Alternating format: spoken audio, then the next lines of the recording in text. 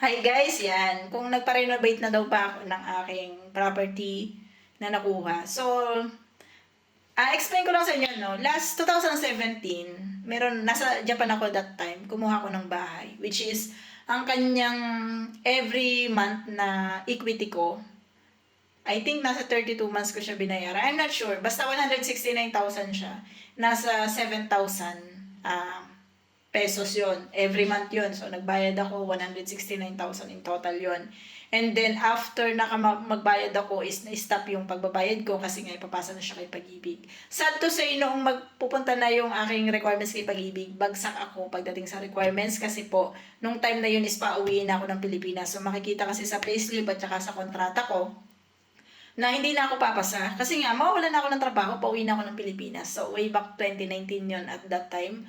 So, dahil meron akong konting pera sa bangko, kaya parang ipinasok nila ako sa in-house financing. And then, pagpasok nila sa akin sa in-house financing, yun na, naging smooth na, kaya lang, 5 years to pay lang siya, and then 20,000 yung monthly ko. So, imagine niyo na nasa Pilipinas ako, tapos 20,000 yung monthly ko. So, syempre, nahirapan talaga ako. So, may mga tao na tumulong sa akin, yung mga barkada ko, tumulong sa akin, yung karelasyon ko. So, tumulong din siya sa akin para lang makapagbayad ako. Kasi nga, nasa Pinas ako noon. And then, nagtrabaho din ako as gwardiya sa Pilipinas kasi nga doon ako inabot ng pandemic at that time. So, nasa 3 years din ako kasi 2022 kasi nung pumunta ako dito sa Czech Republic. And yun nga yung nangyari sa akin. So, lahat ng ibinayad ko doon kay bahay, mostly doon nasa 3/4 is utang ko sa tao. So, inutang ko yan. Almost siguro nasa 700,000 pesos ang nautang ko sa tao para lang maibayad ko doon or masustain ko yung bahay. So, ganun kahirap yung pinagdaanan ko. And then, yun nga, as of now, so masaya ako kasi natapos na siya. Yun nga lang, hindi pa ako tapos sa pagbabayad doon sa mga naging utang ko before. Pero natapos na po yung 5 years ko doon sa bahay. And doon ako natutuwa. Kasi, akala natin kasi bilang OFW, ang hirap kumuha ng bahay. So, ito yung katotohanan, guys. Hindi ibig sabihin na sinabi sa inyo na 30 years to pay, pwede nyong mabayaran yung bahay ng 30 years to pay. Pwede nyo yung pababain. Pwede nyong gawin lang yan kung kaya nyo ng 5 years, pwede nyo gawin 5 years. Although, ang sinabi nyo kay Pag-ibig, example, is 30 years. Kunyari, sinabi nyo sa Pag-ibig, 30 years ko yan babayaran. Okay, 30 years mo babayaran. Pero dahil nagkapera ka, or naging OFW ka, or meron dumating sa'yo na pera, halimbawa 50,000 or 10,000 lang, ganun, ipapasa mo lahat yan kay principal. So, sa branch ka talaga magbabayad pag ganyan ha. Sa principal ka magbabayad, pwede mo siyang mabayaran within 5 years. Pwede talaga siyang mangyari.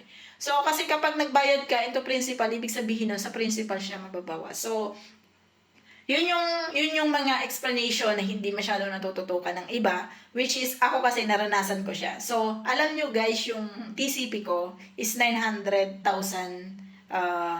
990,000 pesos. And then, meron akong 169 na equity. So, kapag pinag-plus mo yung TCP at saka equity, magto-total siya ng 1 million na mahigit, di ba? 1.1, I think, 1.1 million. And then, noong nagbayad ako ng 5 years to pay, kay in-house financing ko is 20,477. So, i-times nyo yan, 20,477 times 5 years. So, inabot lang siya ng I think nasa 1.4 or 1.5. So, kung susumahin mo, ang TCP ko ay 990,000 pesos. Tapos, yung aking total na naibayad is 1.4 in 5 years. 1.4 or 1.5, something like that. So, in 5 years yun. So, ang tinubo nila sa akin is around nasa 400 plus to 500,000 pesos. Unlike kapag 30 years to pay nyo ang inyong bahay. For example, meron kayong TCP, total contract price ng bahay nyo, kunyari is 1M. Kapag naka 30 years to pay yan, kung mapapansin nyo, ita-times nyo sa 30 years, yung babayaran nyo monthly, ang total niya nasa 3M na, 2.5 or 3M. Magkano ang naging tubo nila, naging interest nila?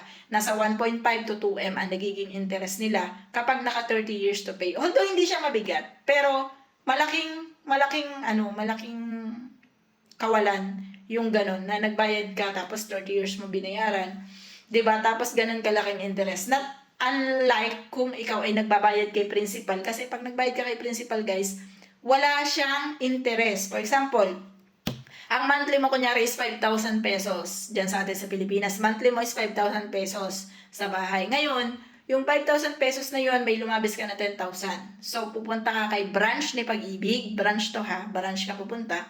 Pagpunta mo doon, sabihin mo, magbabayad po ako kay Pag-ibig. Ngayon, for example, August kunyari. August yung month na yun. Yung 5,000, ibabayad mo sa monthly amortization. Yung 10,000, sasabihin mo, advance to principal po. Advance to principal, ha?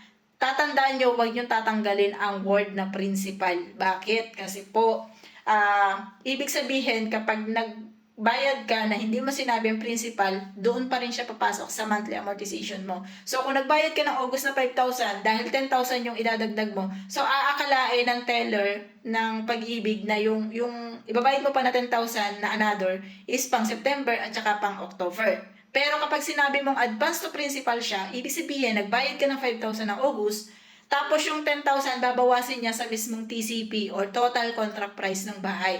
So pagdating ng September, magbabayad ka ulit ng panibagong 5,000 na normal na monthly amortization mo. So yung 10,000 na yun, babawasin yun sa mismong TCP, hindi babawasin sa mismong monthly amortization mo. So yun yung kaibahan niya.